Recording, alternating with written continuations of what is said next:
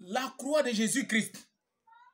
Mais elle révèle au monde entier le 11e mystère du jugement de Dieu juste, qui a prononcé son jugement contre le mal de toutes les Nations unies et du monde entier, selon qu'il est écrit dans Romains 8:3. À la croix, Dieu a condamné le péché dans la chair de son Fils. Et pourtant, son Fils était saint.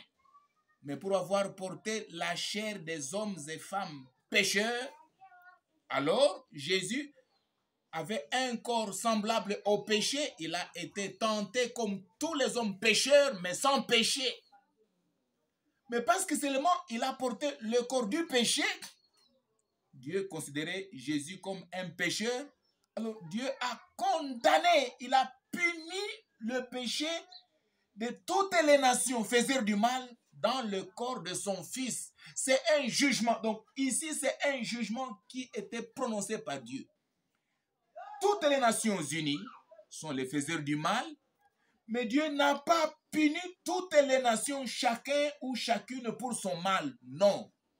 Parce que si Dieu punissait chaque homme pour son mal, Psaume 130, verset 2 dit que personne n'allait subsister devant Dieu. Si Dieu pouvait prendre le souvenir de l'iniquité, personne n'allait subsister devant lui. Nous tous, nous sommes les faiseurs du mal.